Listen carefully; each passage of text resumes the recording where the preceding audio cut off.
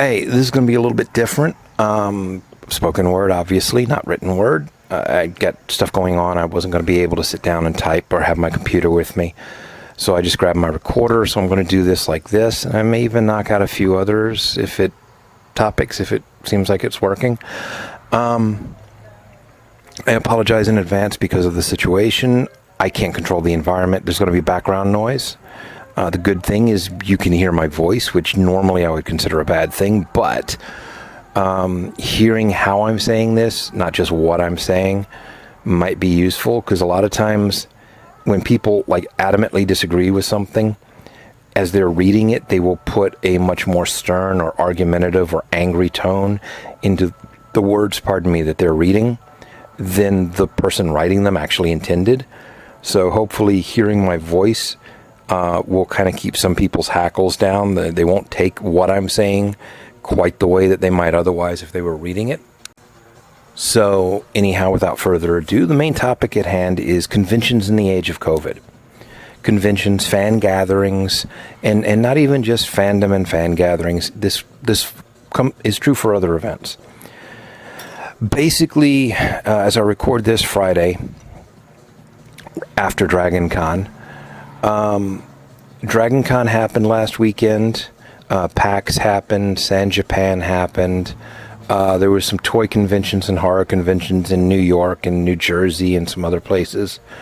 And then this weekend that is about to happen, I believe the big convention in Florida is still going on. Calgary has got one going on. And there are a number of others. And there's a big anime convention next weekend and a bunch of others on top of that. And then, New York Comic Con the first week of October.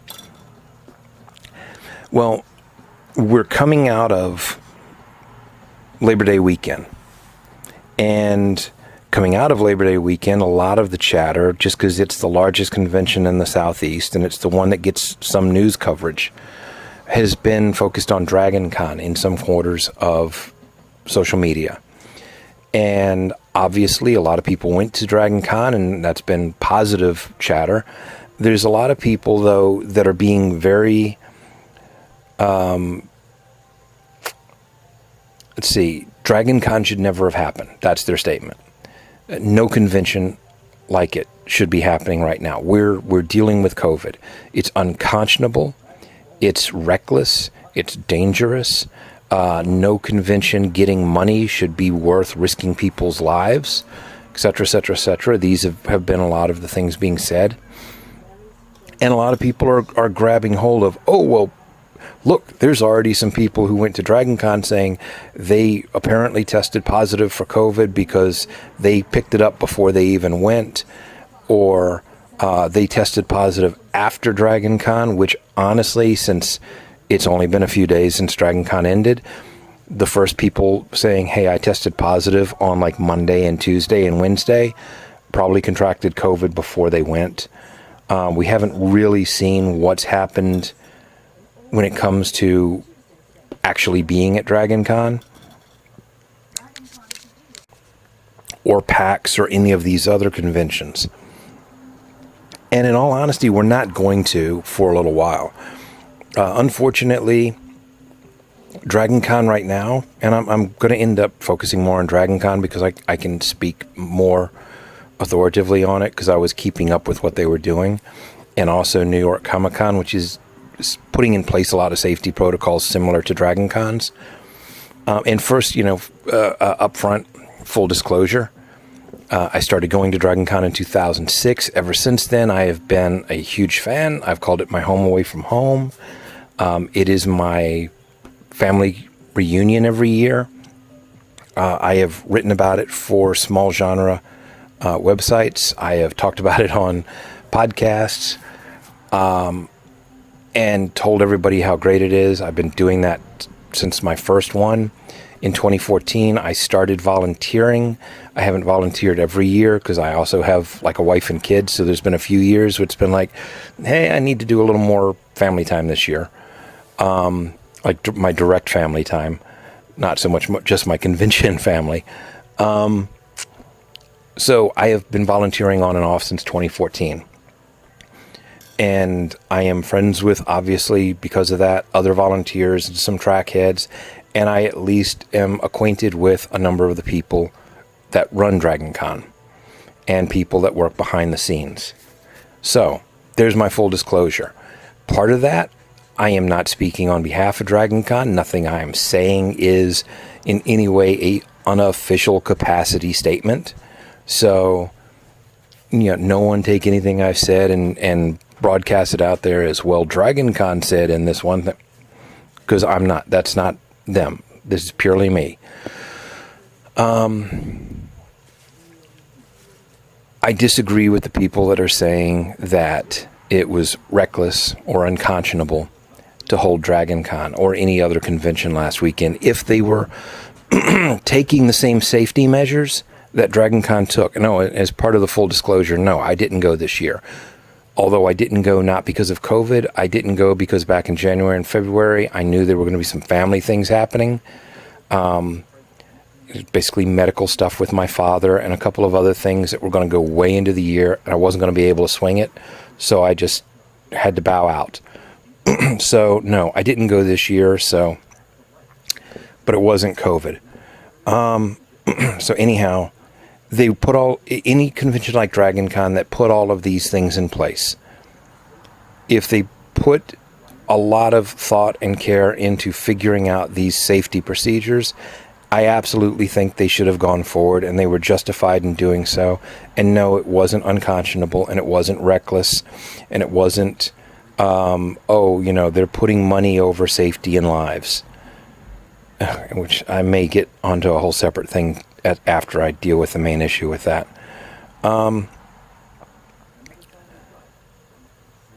They were not any of those things. They were necessary, is what they were. They kind of had to happen. They kind of had to start happening. And if this was September of 2020, no, I'd absolutely be there with you. I'd agree with you 100%. And even despite my bias towards Dragon Con in a favorable way, and the fact that some of the people I know there, most of the people that I know there would also be some of the first people to tell you that I'm an opinionated SOB to the point of being a pain in the backside sometimes. And if I genuinely felt like Dragon Con was doing something really stupid, I would come out and say that Dragon Con was in fact doing something, really stupid. I don't feel that way right now. 2020, I would have felt that way. 2021, no. And here's a big reason why. Earlier this year, basically right after we were all so happy because vaccines were rolling out and mask restrictions were kind of dropping and other things were going away, and everybody was kind of riding that high thinking, hey, we're about to wipe this out, it's done, 2022 comes in and it's going to be back to normal. Not new normal, back to normal. And then Delta started popping up, and then some other complications started coming up. And we started going into the summer, and at that time, if you were paying attention, there were some people who were looking at the history of the pandemics and the epidemics that we've faced. And some medical experts had already been doing that. And they had been talking about how, okay, at this point, forget how we got here. That doesn't matter. It does for other conversations. It doesn't matter for this. If you want to argue about people that did this that shouldn't have, or people that didn't do this that should have, another place in time, because right now the only thing that matters is this is where we are, and what does it mean being where we are now? We were in a position this summer where some of the experts that know about pandemics and epidemics were already starting to talk about the uncomfortable fact is that this could be one of the 3, 4, or 5 year pandemics, because it was kind of following that model, and we weren't able to kind of stop it in the way we wanted to and tamp it down in the way we wanted to, and now here we were. And this might be a anywhere from 3 to 5 year pandemic. And we can't put our lives on hold for 3 to 5 years. The whole situation with people doing that for 2020, and I was totally in favor of it. But 2020, 2021, 2022, 2023, no. You want to know what the problem with that is? Go talk to a mental health professional in your area and ask them what the last 12 months has been like for them. And I don't mean them personally. I mean professionally. Major issues with depression, major issues with people having suicidal thoughts, major issues coming out of the stress of we're doing all of these things to survive with COVID, but we're not doing the things that we normally do to live. And part of that is, interacting with other people, doing things like a convention where we can see friends and people we consider family, and interacting with other human beings and doing fun things and kind of dealing with the stress of the situation by having that release and having those interactions with people and kind of recharging before going back to, okay, I'm going to have to monitor myself for a bit now. We weren't doing that. At least most of us weren't. And things were getting bad for a lot of people emotionally and mentally. And if we kept going along that path, things are going to get worse for people emotionally and mentally. Because humans, even a lot of introverts, really are social creatures. We have to interact. We have to go, we have to play. And the harder we work or the more we're doing something where there's stress involved, the greater the need to go and play, to interact, to have fun, to get rid of that stress and to manage it. We didn't get where we needed to be. And we already had professionals and experts that were talking about, hey, this could be a 3 to 5 year pandemic. Well, kind of hilariously, while DragonCon was happening, World Health Organization released a statement. And medical professionals under their umbrella and medical professionals from other organizations all said the same thing. Not talking about it as a 3 to 5 year total pandemic, talking about how, based on where we are now, the reality of our situation was we are very likely going to be living with COVID for years to come. Not 2 or 3 years, but a sizable chunk of time. That COVID was essentially going to start becoming almost like influenza, in that we weren't going to be able to eradicate it anytime soon. We were going to start seeing mutations and new variants every year, and that our lives were going to be vaccinations, booster shots, and figuring out ways to live with COVID. And I got news for you. Living with COVID is not the same as surviving with COVID. Living with COVID means we need to figure out how to start having some semblance of a normal life again as safely as we possibly can. Which brings me back to DragonCon and New York Comic Con and several of the others. The people saying that it's unconscionable and it was reckless and we should not be having any conventions like this at all, any gatherings like this at all. I'm going to disagree with you. And the reason I'm going to disagree is because we kind of need these to deal with our stress and to start living again. DragonCon in particular put a number of safety protocols in place. They put in a mask policy, and it wasn't just you could wear any old thing on your face or even just, your Spider-Man mask. You had to have a mask that followed the safety guidelines put forth by the CDC for what qualified as a mask that would be a protective measure against COVID, that would somehow mitigate the spread of COVID. And it had to follow those guidelines. It couldn't just be a strip of fabric or something like that. They researched what medical exemptions were legitimate and how to recognize those if somebody brought something in. But one of the things also that I don't know if I didn't see them fully go over it, was even if you have a medical exemption that says you can't wear certain types of masks, there are a lot of medical professionals who will tell you, you can't wear this because of your condition. However, there is this, this, and this option. I'm sure some of that was looked into. And anybody coming in with a legitimate medical exemption, if their doctor actually cares for them and is writing them an exemption saying you can't wear this type of mask, their doctor is probably going to tell them, but hey, you can do X, Y, and Z. The mask policies were enforced, and from everything I've heard from everybody I know, most of the attendees were very, very good about that and were actually very happy that DragonCon was doing it. But the mask policy was enforced, and they actually got around some things that some people who might have wanted to be a problem might have tried pulling. You know how some people will be like, oh, well, I can have my mask down when I'm eating and drinking. So they'll sit there with their water bottle near their face for 15 minutes, not actually taking a drink, or only taking a sip like every 3 to 5 minutes. DragonCon kind of got rid of that problem. Nope, you weren't going to pull that.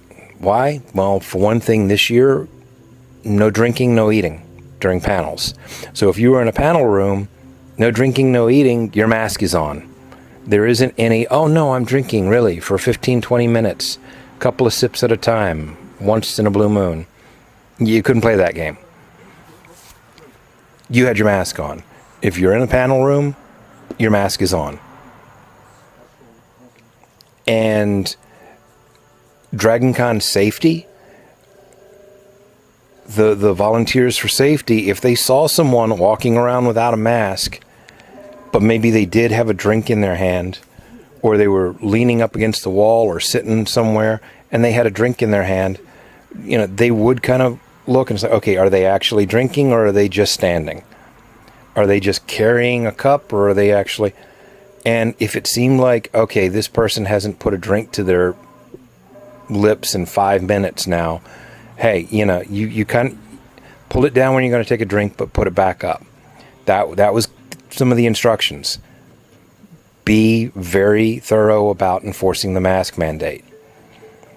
A lot of people there were encouraging, you know, wash your hands, use hand sanitizer, where you can in DragonCon, you know, kind of maintain distance a little bit.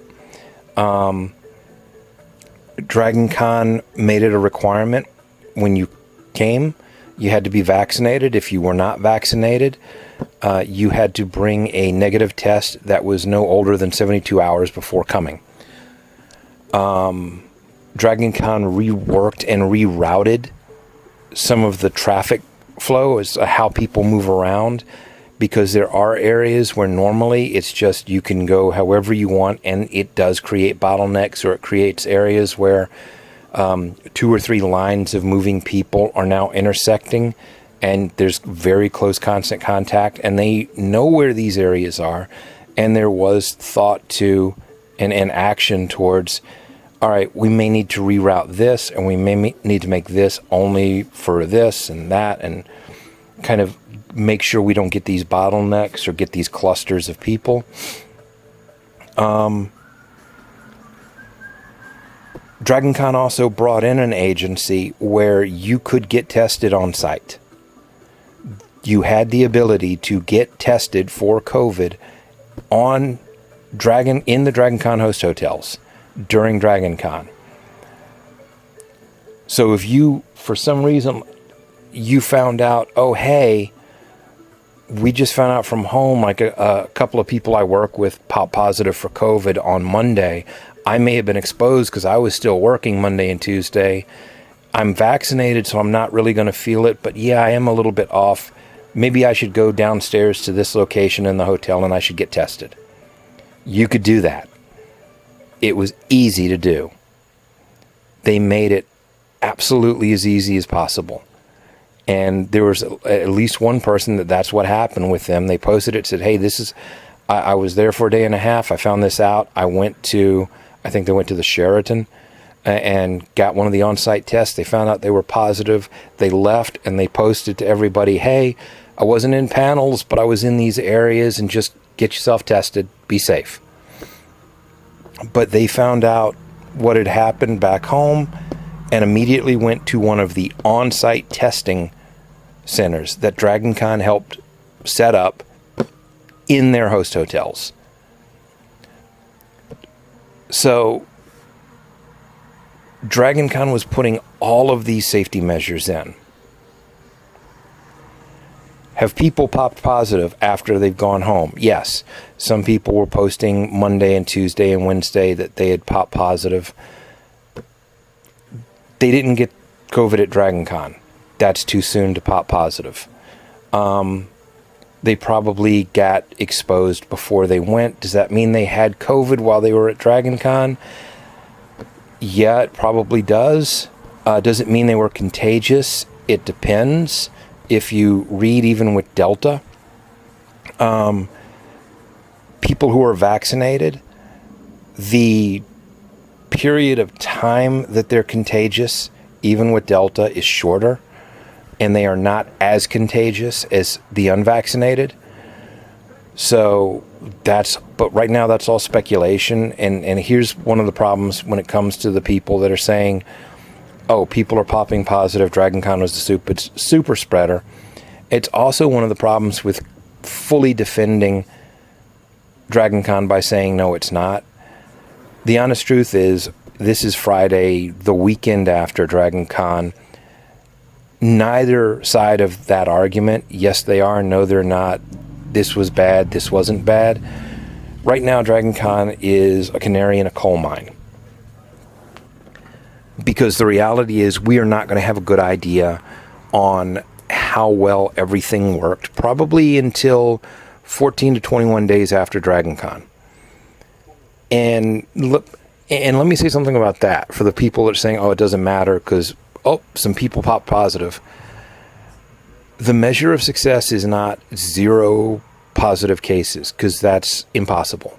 In this day and age, and with Delta and everything else that's going on, and just human error, that's not possible. That's not possible in workplaces. That's not possible out and about. It's not going to be possible at a convention. The measure of success is going to be, did everything that was put in place as safety measures, did it reduce the overall spread? Did it help contain the spread so that the percentage of people that may have gotten COVID at the convention is extremely small compared to events there were events that took place over the summer when everybody was still in that heady, we're vaccinated, everything's rolling out, life is going back to normal. Oh, they've dropped mask regulations here, and hey, let's go party. There were several events that took place where tons of people went, they didn't take safety precautions, and they were outdoor events of all things, several of them. And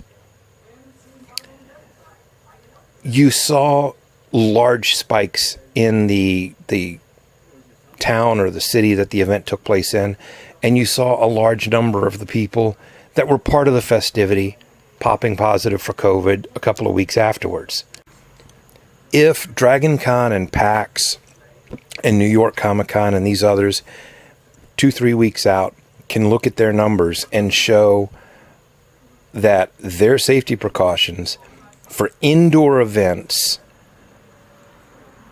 manage to keep transmission extremely low, especially compared to these events, these outdoor events where people were not following safety protocols anywhere near the same level, that they were able to keep spread extremely low, and that they did not cause a spike in the hosting area, like the city or the town that they're in. With DragonCon, that's going to be a little more difficult because there were actually several other events that took place in the area. So it's a little more difficult to say, well, Dragon Con did or did not cause like a significant local spike, because you have these other events that took place that you have to factor in. But as far as the Dragon Con attendees themselves, we will have a good idea 2 to 3 weeks after the convention if the safety efforts were able to hold things down and keep the spread as minimal as possible. And if they did that, even then, the smart thing to do is go in and go, this worked. Let's see what we can figure out about tweaking it to keep it fun for next year, but make it maybe a little more safe. With Dragon Con, with PAX, with New York Comic Con, with any of them, any event that does this. Because this is going to be an ongoing thing. Again, we're looking at living with COVID for years now. If we want to live with COVID, we have to start living. We have to start doing things. And doing events like this. And the sooner we start doing them, and the sooner we start learning how to do them, and learning what we need to tweak and fix and make better, the more we can start living with COVID again. Or not living with COVID again, but living again even with COVID, rather than just surviving with COVID.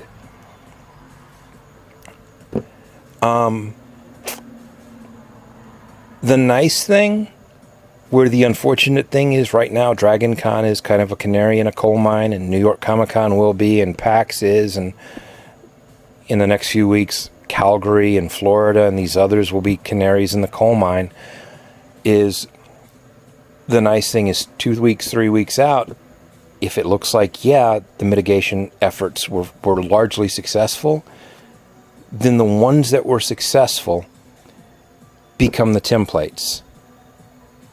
And not just for the big events. There are small events that cannot survive being shuttered 2, 3, 4 years. And some of them are, I know people who either work with, work at, or run a number of smaller conventions that take place in the first half of the calendar year. And a lot of them had to shutter their doors in 2020.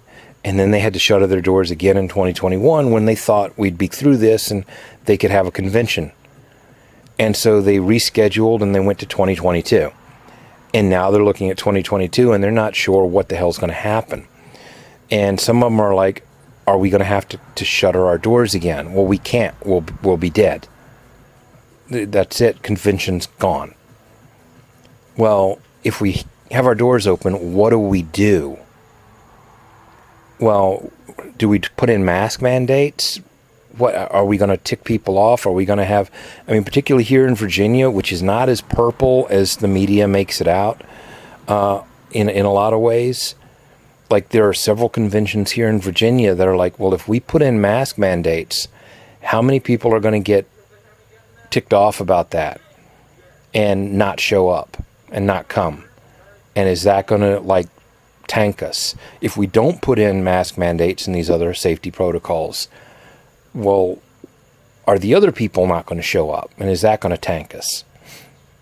Well, the nice thing about Dragon Con and New York Comic Con and all these others doing this now is if they show that they had a fairly successful rate of stopping the spread or minimizing the spread of COVID and making a largely safe convention, that kind of gives a lot of these smaller conventions a card that they can play. Because they can tell people, look, I'm sorry, this is not a political issue. It's not about politics. It's not about social issues. It's this. There was this event. There was this concert. There was this thing over here. They didn't do any of these safety protocols, and there was a blossoming of cases connected to each one. These large conventions, several of them that should statistically be larger spreaders because they were indoor events versus outdoor events, and they lasted for 5 days versus 1 or 2, 3 days to 5 days depending on the event, instead of 1 or 2 days like these other things. They kept transmission rates very low for the amount of people that went. By percentage of attendees and volunteers and etc., very low number of positive cases came out of the event. This works, period. It's not political, it's not social, it's not tyranny versus freedom, it's not any of this. This worked. Here are these other things that are doing it. So we're doing this because it works, and we need to do this to keep our volunteers safe and our attendees safe. After that, it's up to you if you want to attend. But it does give them that card. And as more of those conventions start trying to follow those safety protocols, they're going to start learning from each other. Hey, conventions of our size, we did X, Y, and Z, and that worked. But we were also able to kind of do this because we don't have quite the same massive humanity as some of these larger conventions, and that seems to have worked well. And again, we will start taking steps towards living again, even with COVID, for the next several years or more. And we have to do that. We have to. We have to start trying, because until we start doing it, we can't start learning what we need to tweak and what we need to do to make it more effective. It's like anything else. It's like riding a bike. You can watch as many videos about riding a bicycle as you want, and you can read as many books about it as you want, but until you actually get on a bicycle and start riding it, you're not going to be able to just do it like that. You're never going to be able to just do it like that. You have to actually get on the bicycle and start figuring out how to ride it and how to balance it and how to tweak it. And once you start getting going, then you start adding other things in, like doing the bunny hops and doing jumps and doing like the cool tricks and all that other fun jazz, or riding without your hands on the handlebars or whatever. You learn, and the more you learn, the more you can tweak. But you have to do it to start learning and to start tweaking. And it's the same thing here. We have to start doing it. We can't not do it.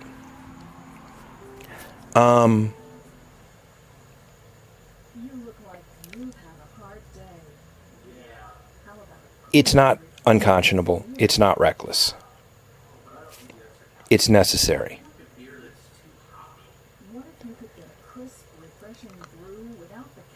If you don't feel comfortable, don't go to the large conventions. Just go to the small ones. If you don't feel comfortable with that right now, don't go to the small ones. But pay attention to what is going on. Because as more of these conventions take place and we learn more about what we need to do to have a convention or a gathering or a festival safe, or as safe as we can make it,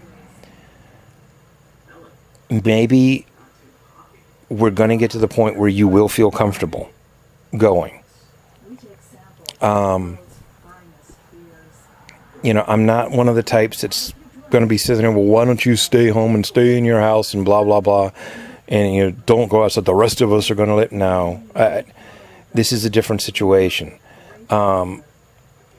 Because nobody involved with the side that wants to have conventions and fan gatherings right now, or almost nobody, is saying,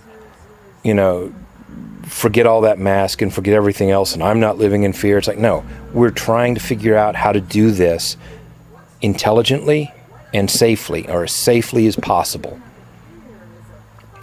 If it's not safe enough for you to feel comfortable, by all means, don't go in 2021 to a convention. Maybe even don't go in 2022. But watch what's happening. And as we do more of these and we learn how to do more of them and we make it safer, we might start getting to the point where you will feel comfortable going to these conventions. Because the numbers say, yes, if we do this and we do it this way, we can make this safe. And we can still have fun. And we can still live again, even with COVID out there.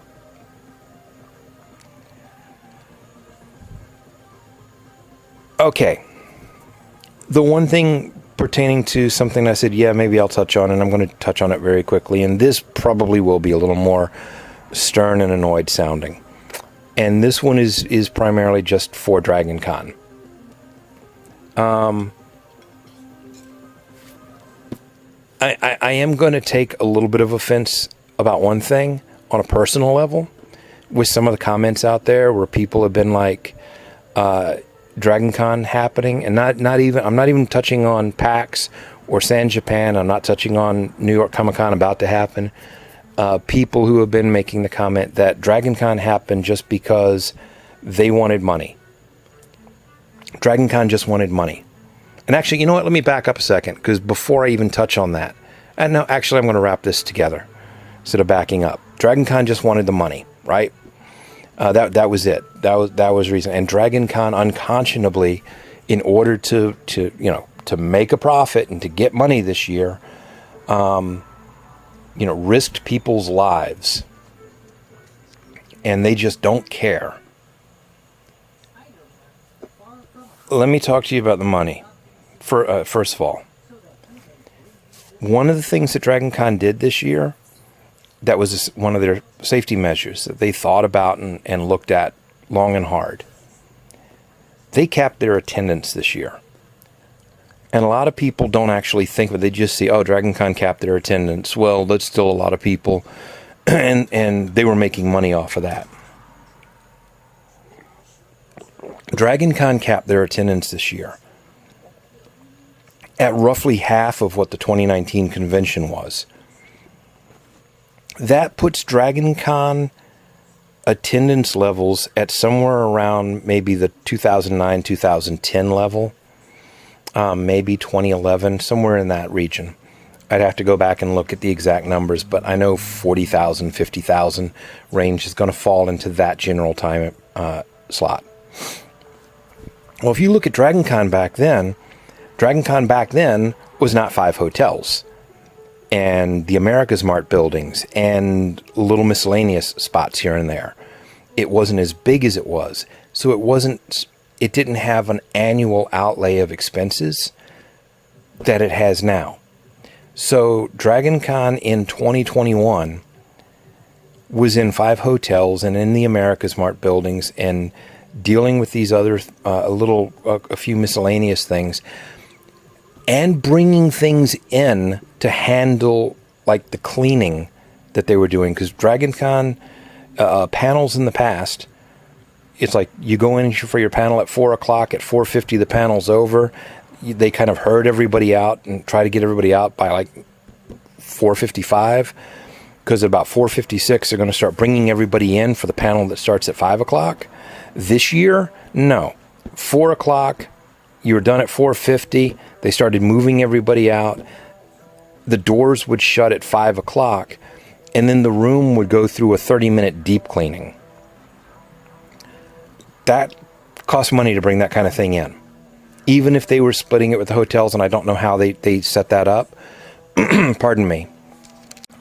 So if I don't know if the cost was 100% Dragon Cons or slightly deferred with their hotel partners, but that kind of thing is going to cost money. They were cleaning in between panels. They were cleaning their panel rooms thoroughly, like deep clean fumigation style cleaning. They weren't just running panel after panel after panel after panel. That cost money. The attendance cap that they were doing meant they had less people. But let me tell you something else about the less people. Some of those people that were there this year did not pay to be there this year. They paid to be there last year. Dragon Con, even though it didn't do a full convention last year, it still had to shell out money on a number of things, just even with contract obligations that would have gotten put off by act of God or force majeure or whatever they want to call it. There were still costs to Dragon Con last year. And they took anybody that said they didn't, they wanted to, they rolled over the 2020 badges to 2021. They're not rolling over 20 to 2022, but they rolled over badges from 2020 to 2021. So if you paid for a badge for 2020 and you wanted to come in 2021, you come in 2021. And you got a 2021 attendance badge. So some of the people that were there this year didn't pay this year. They paid for 2020. Take even more out of that. DragonCon looked at when is its most congested periods. Saturday, and particularly Saturday evening. Why? One of the things that happens is not everybody can take a lot of time off for DragonCon, and there are a lot of people regionally in Georgia and around Atlanta in particular, or within a reasonable short drive, that they will get off work on Friday, they will head down to Atlanta, or up to Atlanta, or over to Atlanta, and get in and maybe crash with some friends, or get a affordable place to stay for a night or so. And they would buy on-site a Saturday-only attendance badge. If you have ever been to DragonCon, especially the last few years, there's a good chunk of people there Thursday night already. There's a good chunk of people there Wednesday night already, but there's a good chunk of people there Thursday. Friday is definitely a little more congested. There's more people noticeably at DragonCon. Sunday, there's a fair chunk of people there. Monday, it's beginning to thin out because a lot of people go home Sunday night because they don't have Monday off. Or there are people there Monday, but they have to check out at 11, so it starts thinning out as you get past noon. Saturday, because of those Saturday-only badges, is a completely different monster. Saturday is unlike the other 4 days of DragonCon. Anytime, if you go to like Beatdown Boogie or some of the others and you look on YouTube at their videos, music videos of people dancing and doing all this stuff at DragonCon, and you see that giant wall of humanity, that's usually Saturday night at DragonCon. And the big party thing, and the thing that looks like a giant ship's sail that changes colors, it's brightly lit, that's Pulse. That's the Marriott on Saturday night. And that giant mass of humanity, a good chunk of that is the Saturday-only badges that they sell. They did not sell Saturday-only badges this year because they realized if they did that, they would end up Saturday with a huge mass of humanity. So they nixed that. Well, that means they nixed a huge amount of additional income because they could have made a small mint selling those Saturday badges. Because again, there are a lot of people regional living in that area who that was their annual routine. They might not go for the whole time. They might not even go for the whole weekend, but they could drive into Atlanta, find a place to park for the day, pay for parking, go down, buy that badge, and party for the next 24 hours or so, or 16 hours, whatever. And they got rid of that. If DragonCon was all about the money, and that was their main reason for doing what they did this year, we would have had Saturday badges being sold. We would have seen Saturday badges being sold. We would have seen the attendance cap probably being larger so they could get more 2021 purchases in, as opposed to some 2021 purchases and a bunch of rollovers. They put safety measures in that cut into and reduced the money that they were going to make this year off things like that. So, no, it wasn't all about the money because they wouldn't have undercut their own revenue stream if it was all about the money. The people saying that DragonCon doesn't care, it was all about the money, it doesn't, and DragonCon doesn't care, and they put lives at risk. You know what? Again, I can't make an official statement on their behalf. That is not what this is. This is purely my statement, purely my opinion, purely my observations from knowing people.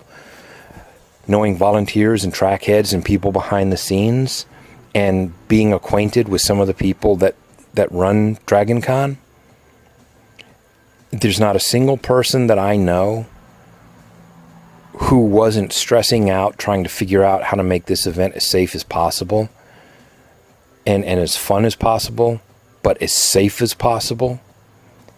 And they weren't worrying, are we doing enough? Can we do this? And they were stressed and worried because, no, they care. Saying that they don't care? No. Dragon Con, a lot of times you'll see people talk about the fact that Dragon Con's family. It is a giant convention family. And you'll see people connected to Dragon Con, directly connected to it, who will say the same thing. And that's not hyperbole. That's not just some catchphrase or slogan being thrown out. Dragon Con is family. And I can tell you that I know for a fact the people behind the scenes there that I know well, and the people that are in charge of Dragon Con that I can at least say are at the very least I can say are friendly acquaintances. And a lot of the volunteers I know, I can tell you point blank that they absolutely care about their con family. They care about their convention family. And it hurt them, not financially, emotionally. It hurt not having that family reunion last year over Labor Day weekend. Because we were going through what we were going through, and we wanted to see each other so bad. And to be able to have that fun in the middle of all of that last year. We didn't. And then we thought we were going to be able to have it this year. And when it started looking like we might not be able to have it, it was like, that really was devastating. So it became, but okay, can we do this and can we do it safely? And a lot of those people, because they care, were stressing themselves out 6 ways from Sunday, trying to figure out how to do this as safely as possible, and doing it because they care.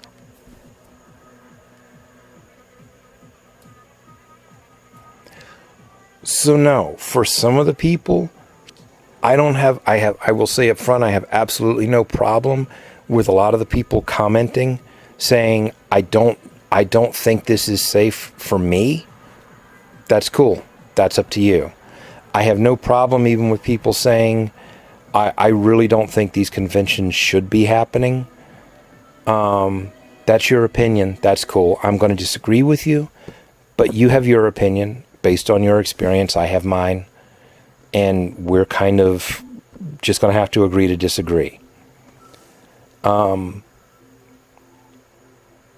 when it comes specifically to Dragon Con, the people out there making the comments that this was all about money, or the people behind Dragon Con don't care, no, I'm absolutely going to disagree with you on both of those, 110%. Because you could not be more wrong with what you are saying. And that's not opinion, that's fact. That is absolutely not opinion, and it is absolutely fact. You are 110% dead wrong.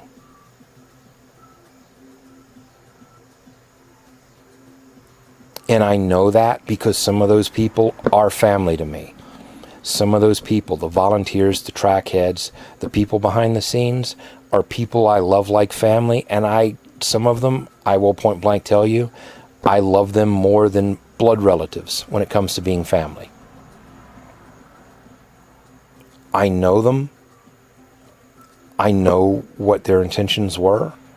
And I know what they went through.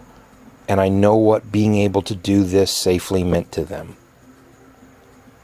You are absolutely 110% dead wrong if you say that Dragon Con happened just because of money this year, or that they didn't care and they put people at risk.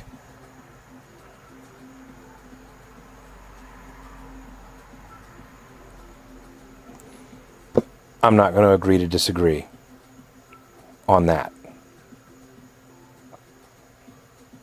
you're wrong.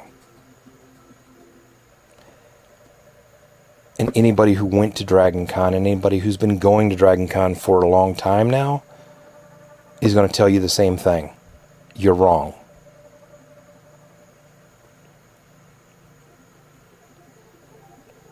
So, that's my one bit of biased moment. Wrapping up, because we're about just past 50 minutes according to my recorder. Again, look, I understand if some of you do not feel comfortable yet with doing events like this. But understand, please, that it's necessary. We have to start living again. And we have to start doing this in order to learn how to do it safely. And every event is going to be information. What worked, what didn't, what do we need to improve, and how do we make it better the next time? And I don't mean the next time next year, like how do we make the next Dragon Con better and safer? How do we make the next conventions 2 or 3 months from now safer? And keep them fun, but make them safer. And make this process as safe as possible from convention to convention, learning each convention, learning from the others as we go along, so that hopefully in a year or so, we are able to do this even more safely than hopefully this year's conventions turn out to be. But we have to start doing it to learn how to do it.